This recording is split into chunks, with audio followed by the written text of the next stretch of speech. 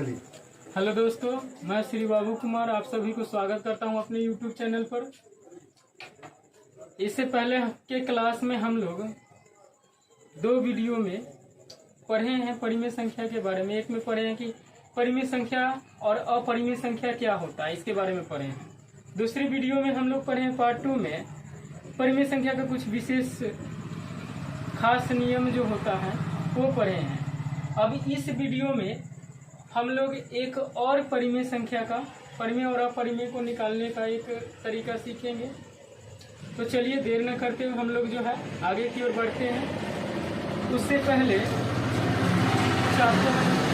बात बताना चाहते हैं, सक्सेस एक वर्ड है जिसका मतलब होता है सफलता।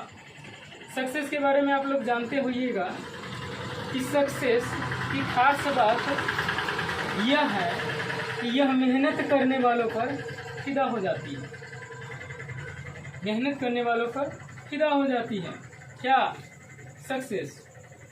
तो आप लोग भी मेहनत कीजिए, सफलता सक्सेस आप लोगों पर भी क्या हो जाएगी, फिदा हो जाएगी।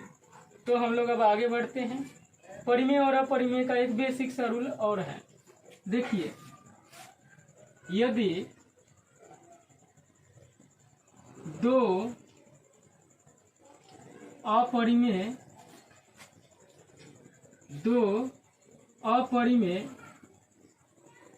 संख्याओं को यदि दो अपरिमेय संख्याओं को आपस में परस्पर जोड़े या घटाए या गुना करे या भाग करे तो परिणाम कुछ भी हो सकता है। तो परिणाम कुछ भी हो सकता है। परिमेय संख्या भी हो सकता है, परिमेय संख्या भी हो सकता है, परिमेय संख्या भी हो सकता है और अपरिमेय संख्या भी हो सकता है। अपरिमेय संख्या भी हो सकता है। चलिए इसको हम लोग एक बार फिर से समझते हैं। यदि दो अपरिमेय संख्याओं को आपस में परस्पर जोड़े या घटाए या गुना करे या भाग करे तो परिणाम कुछ भी हो सकता है। परिणाम कुछ भी हो सकता है मतलब परिमेय संख्या भी हो सकता है और अपरिमेय संख्या भी हो सकता है। तो देखिए जरा, जैसे हम बताते हैं,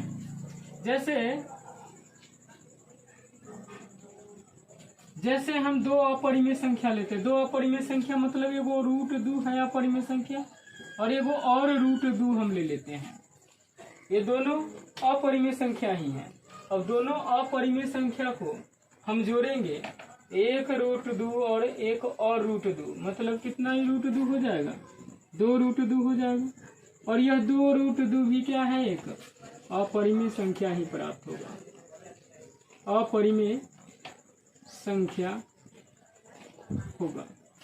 मतलब कहने का मतलब कहे थे ना कि दो अपरिमेय संख्याओं को आपस में परस्पर जोड़े तो परिणाम कुछ भी हो सकता है, मतलब परिणाम अपरिमेय संख्या हो सकता है। अगर इसी दो अपरिमेय संख्याओं को अगर हम जोड़ के जगह पर गुना कर दें तो यह अपरिमेय न होकर के क्या हो जाएगा, परिमेय संख्या हो जाएगा।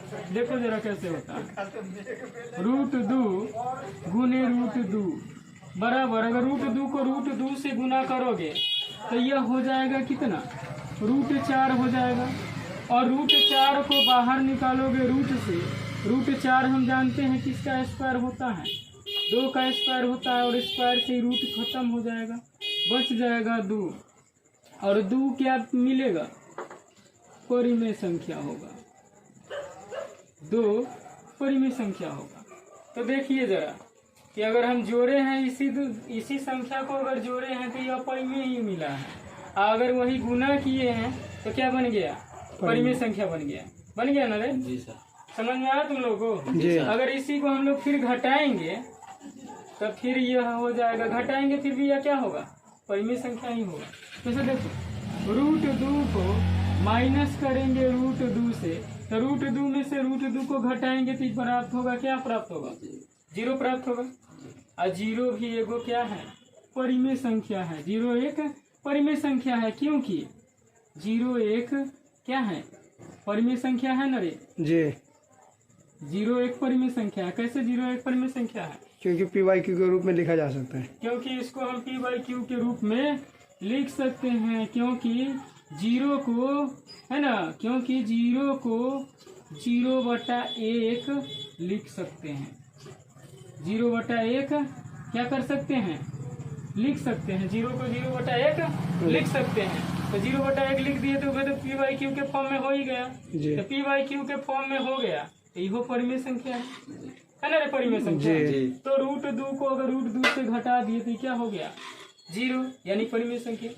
तो कहने का मतलब है कि आप लोग इस रूल को अच्छी तरह से ध्यान रखेंगे कि 2 अपरिमेय संख्याओं को आपस में अगर परस्पर जोड़ेंगे, घटाएंगे या गुना करेंगे या भाग करेंगे तो परिणाम जो है कुछ भी हो सकता है, वो परिमेय संख्या भी प्राप्त हो सकता है या अपरिमेय संख्या भी प्राप्त हो सकता है। तो यह एक बेसिक सा रूल यह भी है, यह भी आप लोग ध्यान रखोगे परिमेय और अपरिमेय को बनाते वक्त, है ना। तो चलिए अब इसके बाद हम लोग कुछ और आगे की क्लास में परिमेय और अपरिमेय के बारे में कुछ और पढ़ना है, जो हम लोग अगले क्लास में पढ़ेंगे। ठीक है, चलिए।